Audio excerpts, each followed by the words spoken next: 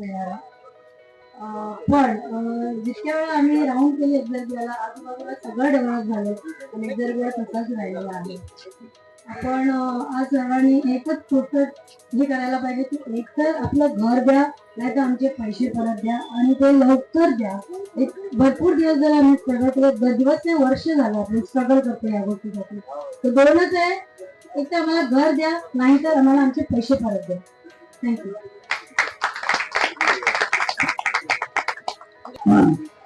सगळ्यात महत्वाची गोष्ट त्यांनी या गोष्टीला वाचा फोडली आणि बरेच काही कष्ट करून सगळ्यांना एकत्र करून एक भारतीयांनी आपल्या बाबतीत जो काही फ्रॉड केलेला आहे ते फ्रॉड उघडकीस आणून या माणसाला प्रवासावर आणि अक्षरशः पूर्ण लागलं पाहिजे.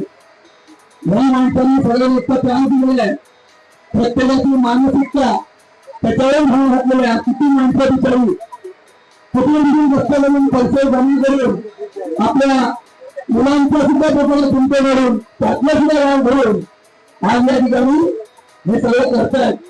आणि या प्रयत्नाला यश देण्याकरता आपण हे सगळे बनलेले आहेत. आपण असं प्रयत्न केला पाहिजे की हे सगळं शासनापर्यंत पोहोचवलं पाहिजे, तसं शासनाला जागेवर नाही. आज आपण बघतोय कुठलाही मॅटर असो, शासनाला भाग घेण्याकरता आपण त्यांच्या मागे लागलं पाहिजे, मीडियापर्यंत पोहोचलं पाहिजे.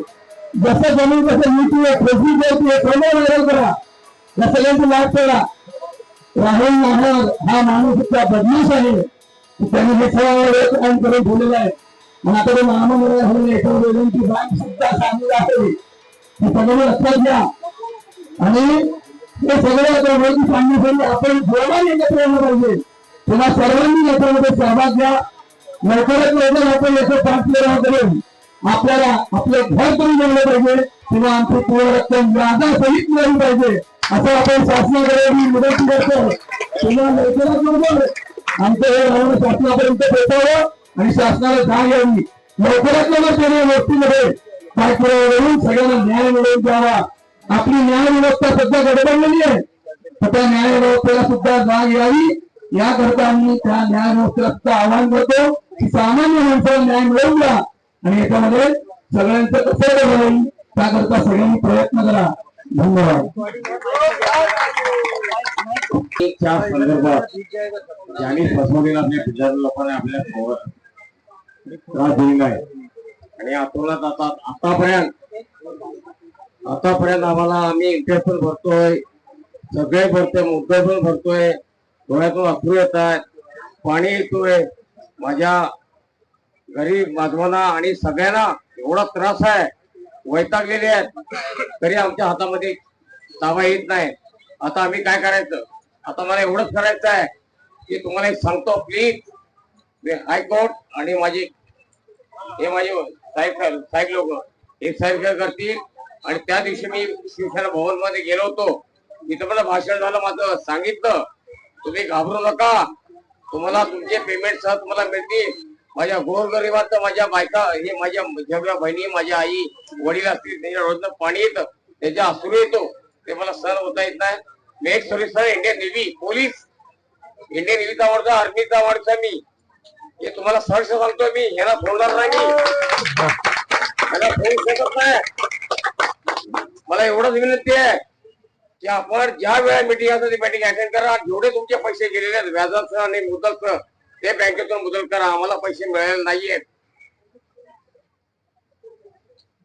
मी रत्नागिरी जिल्ह्याचा माणूस आहे, तालुका खेड. बस साहेब प्लीज मी विनंती करतो, सगळ्यांना सांगतो विनंती करून, तुमचा आपला अश्रू आपल्या डोळ्याचे पाणी विसरू नका. ते पैसे तुम्हाला दिले पाहिजे आणि देणारच हे साहेब लोक करतील. जय हिंद, जय भारत. देश से आजादी लेकर अब तक इसी के थ्रू आजादी मिली है देश को, इसी के थ्रू अपने देश आजाद हुई है. इसी तरह हमको एकता दिखाना बहुत जरूरी है. और एक्सरबिया ने जिस तरह हमारे साथ फ्रॉड किया है, फ्रॉड पूरे महाराष्ट्र से लेके दिल्ली तक की आवाज पहुंची है, यही आपसे आवेदन है. इसी तरह आप एकता बढ़ा के रखिए. एक्सरबिया पहले बड़े बड़े एडवर्टाइजमेंट किया, गरीबों को सस्ता घर देने का वादा किया, आओ 2 घंटे में मुंबई में अपना सपनों का घर, लेकर जाए। हर गरीबों को इतने बड़े बड़े एडवर्टाइजमेंट देकर इतनी बुरी तरह फंसाया, मतलब उनकी पहले से रची हुई ये साजिश थी। उस साजिश के तहत उन्होंने प्रोजेक्ट को लॉन्च किया, गरीबों को फंसाना चालू किया। उनका ब्रोशर, उनका एडवर्टाइजमेंट, उनके गली गली में पोस्टर लगे हुए थे, ट्रेनों में, बसों में या न्यूज पेपर में, ऐसे बड़े बड़े उन्होंने अपना एडवर्टाइजमेंट रखकर, एडवर्टाइजमेंट कर एक एक गरीब आदमियों को, बहनों को, भाइयों को फंसा दिया। इसी तरह फंसा दिया उन्होंने। 1000 रुपया मांगने का, जब बाहर जाते थे फ्लाइट देखने के लिए, विजिट के लिए, उन्होंने बोला आप फ्लाइट बुक कीजिए, जितना भी अमाउंट है आपके पास है, 2000, 3000, 4000, आप फ्लाइट खाली बुक करके रख दीजिए। जब आप आएंगे उसके बाद आपको आपका फ्लाइट का रजिस्ट्रेशन होगा, ये होगा। जब रजिस्ट्रेशन का वक्त आया उसके भी पैसा आपने भरे, हर एक दायर की आपने भर दिए थे। उसके बाद रजिस्ट्रेशन जो प्रोसीजर आता है नेरल में, वहां जाए तो रजिस्ट्रेशन के लिए रुकना पड़ा। जब रजिस्ट्रेशन का वक्त आता है तो उन्होंने एक भी पेपर पढ़ने के मौका किसी बायर को नहीं दिया। उन्होंने रजिस्ट्रेशन इस तरह किया कि एक बायर को मौका ना मिला पढ़ने का, ना आगे क्या होने वाला इस प्रोजेक्ट का करके, उस डिटेल को भी पढ़ने का। इस तरह उन्होंने अपने प्रोजेक्ट को पूरी तरह से रजिस्ट्रेशन करके अपने अंडर में ले लिया। और वैसे मेरा खुद का पर्सनल एक्सपीरियंस आपको बताना चाहता हूँ। मैं स्टार्टिंग रिलायंस फाइनेंस के पास गया था लोन लेने के लिए। रिलायंस फाइनेंस से मेरे तरफ से सब डॉक्यूमेंट्स कलेक्ट किए, बिल्डर की तरफ से सब डॉक्यूमेंट्स कलेक्ट किए, पर मेरे तरफ से सब डॉक्यूमेंट 100% श्योर था। और बिल्डर का कुछ डॉक्यूमेंट उनको श्योर नहीं लग रहा था, जो उनको रिक्वायरमेंट थी रिलायंस वाले को, तो उन्होंने वो दे नहीं पाया। फिर उन्होंने रिजेक्ट कर दिया लोन मेरा, मतलब लोन मेरा अप्रूवल हुआ था, बिल्डर के डॉक्यूमेंट्स कमी के कारण मेरा लोन पूरा उन्होंने डिसबर्स नहीं बिल्डर को किया। उन्होंने जिसी तरह बिल्डर को ये लोन नहीं दिया, वहां से मैं बच गया था। पर मैं बिल्डर के पास फिर गया, बोला आपके तरफ से कुछ पेपर वर्क कमी है, तो उसकी वजह से मेरा लोन नहीं हो पा रहा है, तो अब इसके लिए क्या करेंगे। तो मैंने बोला सर अब कोई चिंता मत कीजिए, हमारे पास हमारा आदमी L&T फाइनेंस वगैरह वगैरह कोई भी बैठा है, आपको हम लोन दिला देंगे। मैंने उन्हें से सवाल किया सर एक फाइनेंस नहीं दे रहे तो आपका दूसरा फाइनेंस कैसे दे रहे। नहीं सर उनका कुछ प्रॉब्लम रहेगा, उनकी दिक्कत रहेगी, हम हमारी तरफ से आपका लोन हो जाएगा, कोई दिक्कत मत लीजिए। तो मैंने एक छोटी सी आस पर, चलो ये पहली जगह नहीं तो दूसरी जगह मेरा खुद का घर होगा मुंबई में, थोड़ा बहुत जो है मेरे सपने पूरे साकार होंगे। तो उस तरह मैं उनकी जाल में जाके फंस गया। तो इसी तरह हमारे यहाँ जितने भी बायर थे वो उसी तरह फंसते हुए आए, आज तक फंसते ही जा रहे हैं। तो इससे पहले भी हमने कई बार मीटिंग किए, कई बार ये किए। और सामान्य आदमी कुछ भी काम करना चाहता है तो हर जगह फंस जाता है कि अपने हिंदुस्तान की सरकार या मुंबई की सरकार इतनी कमजोर है कि इतने बड़े बड़े फ्रॉड होते हैं। या कोई रेस्टोरेंट में चले जाए, तो मैं as a Swiggy delivery partner job करता हूँ, मैं एक फूड ऑर्डर लेके एक बिल्डिंग में जाने के लिए मुझे कितने सारे फैसिलिटी अथॉरिटीज लेनी पड़ती है, उनको मोबाइल नंबर शेयर करना पड़ता है, उनको अप्रोच शेयर करना पड़ता है, जब जाके कस्टमर के जाके मैं बिल्डिंग में ऑर्डर देने के लिए मेरे को परमिशन मिलता है। और इतने बड़े बड़े अपने देश में, अपने भारत में, अपने मुंबई में इतने बड़े धोखा होते हैं, तो इनको परमिशन कैसे मिला जाता है।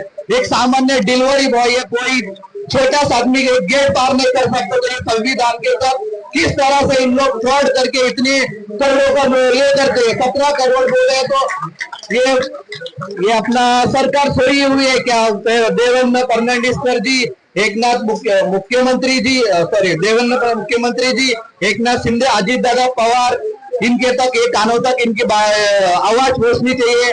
और अपने माननीय प्रधानमंत्री नरेंद्र मोदी जी बोलते हैं सबका साथ सबका विकास, ये तो देश में नहीं हो रहा है। सब गरीब सबसे ज्यादा फंस रहा है। हम बाहर के आतंकवादी को तो मार सकते हैं, पर हमारे घर में जो आतंकवादी है हम उसको मार नहीं पा रहे हैं। इन आतंकवादी को पहले मारे, बाहर के ऑटोमेटिक डर जाएंगे। ये आतंकवादी उनसे भी ज्यादा खतरनाक है, वो तो एक बार मार के चला जाता है, जान ले लेता है सामने वाला इंसान का। तो पर ये 10 साल से हमारा खून चूसा जा रहा है। ऐसे आतंकवादी को मुंह तो जवाब देना ये सरकार का काम है। आप इसको गंभीरता से लीजिए। हर गरीब का खून का सीन का पैसा है, एक दिन का एक पैसा जोड़कर एक अपनी आधी रोटी कम खाकर हम बिल्डर के फाइनेंस वाले को पैसा दे रहे हैं। जब एक रोटी खाकर, आधी रोटी खाकर हम अपने बिल्डर को फाइनेंस दे रहे हैं। अभी फिलहाल फिर एक न्यूज आ रहा है कि अपना L&T वालों ने और उसका ब्याज बढ़ा दिया है। अब इसका इतने भरने में हम बहुत सारी परेशानियां झेल रही है, और आगे इतना भी जो ब्याज दर बढ़ रहा है उसका परेशानी हम कैसे झेलेंगे। इसके लिए हम एक कट्टा आजाद मैदान पर आज जुड़े हैं। मेरा एक ही निवेदन है, ऐसे जुड़ते रहिए। आवाज मुंबई से लेके दिल्ली तक एटलीस्ट कोई सोशल मीडिया या कोई है सुनने वाला, अगर अपने देश में संविधान है, अपने देश में कानून है, ईमानदारी से चलने की ताकत है, तो ये आगे तक मैटर पहुंचना चाहिए। और ये बिल्डर L&T जितने सारे फाइनेंस है उनको मुंह तोड़ जवाब मिलना चाहिए। आ रहा है तो बिल्डरों को आगे भी, हम ही नहीं दुनिया अपने देश के कितने भी बिल्डर है इनके खिलाफ सब एक्शन ली जाए, यही सरकार से विनती है। यही मेरे दो शब्द है। जय हिंद, जय महाराष्ट्र।